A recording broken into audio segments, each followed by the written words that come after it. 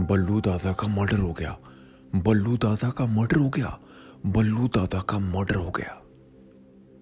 जंगल में आग भी इतनी तेजी से नहीं फैलती जितनी तेजी से बल्लू के मर्डर की खबर पूरे कस्बे में फैल गई। दुकानों के शटर धड़ाधड़ गिरने लगे और बाजार में हड़कंप मच गया। जिसने भी सुना वो चौराहे की तरफ लपका। पान का ठेला, चाय की गुमटी, पंचर की दुकान और आटा चक्की जैसी जगहों पर खड़े ग्राहक भी उनके पीछे हो लिए।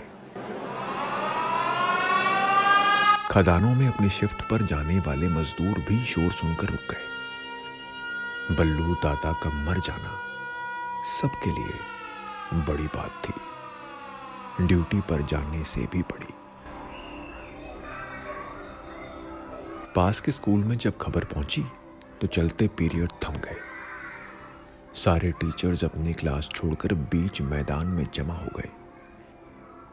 एक टीचर ने पूछा कि क्या सचमुच बल्लू दादा का मर्डर हो गया?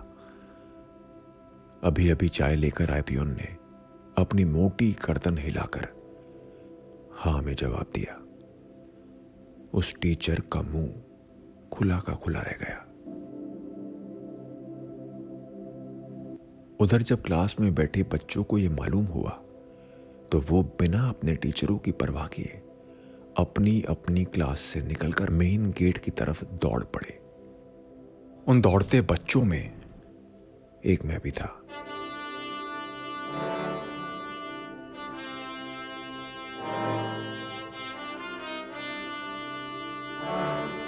बल्लू की मौत की खबर जितनी तेजी से फैली, मेरा रिएक्शन उतना ही ज्यादा स्लो था।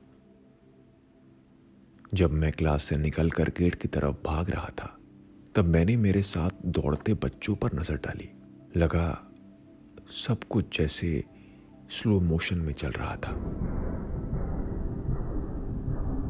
दिमाग के किसी कोने में जैसे एनियो मोरिकोने की पॉपुलर धुन अ फिस्टफुल ऑफ डॉलर्स चल रही थी।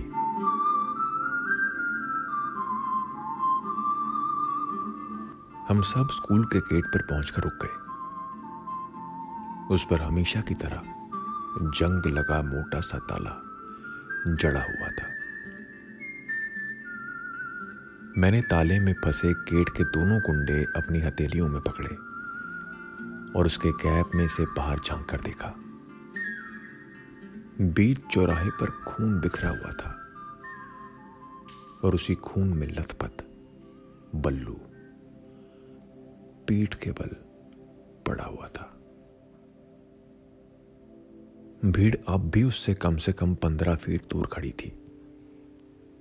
जहां से मैं देख रहा था वहां से साफ दिखाई दे रहा था कि वो अब तक मरा नहीं था। वो बड़ी मुश्किल से सांस ले पा रहा था। एक बार सांस खींचता तो उसे छोड़ते वक्त उसके मुंह से दर्द भरी एक कराहती निकलती।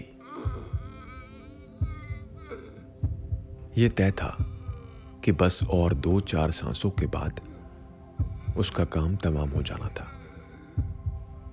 उसकी वो बड़ी बड़ी डरावनी आंखें अपनी मौत का तमाशा देखने जुटी भीड़ को देख रही थी।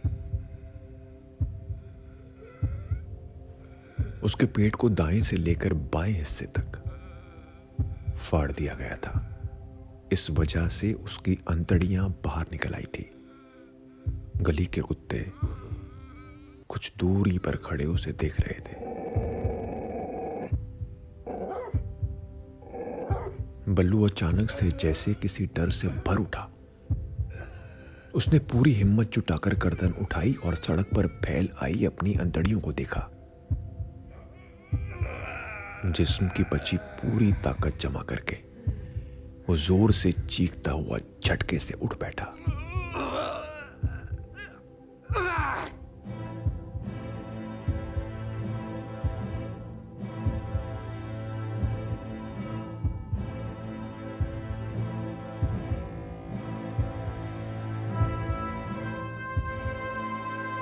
ये देखते ही उसके आसपास जमा भीड़ में शामिल लोग एकदम से घबरा गए और सब के सब इधर उधर भागने लगे। बल्लू ने अंतड़ियों को समेटकर पेट में वापस डालने की कोशिश की और दोनों हाथों से फटा हुआ पेट पकड़कर खड़ा हो गया। उसने आसपास देखा और पान की कुमठी पर अपने पहचान वालों को खड़ा देख उनकी तरफ बढ़ा। गुमटी पर खड़े लोग भी उसे अपनी तरफ आता देख हड़बड़ा गए। इससे पहले कि वो लोग वहां से भागते, बल्लू ने पहला, दूसरा, तीसरा और जैसे ही चौथा कदम रखा वहीं ढेर हो गया।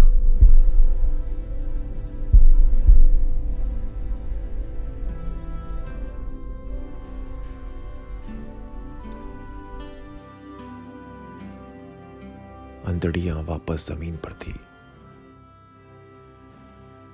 और बल्लू दादा कुत्ते की मौत मर चुका था।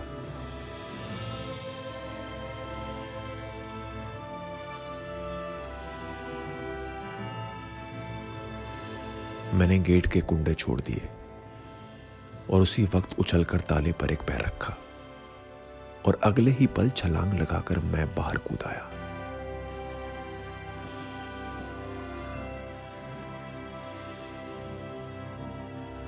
बल्लू की लाश के पास जाते वक्त मैंने अपने दाएं गाल को छूकर देखा।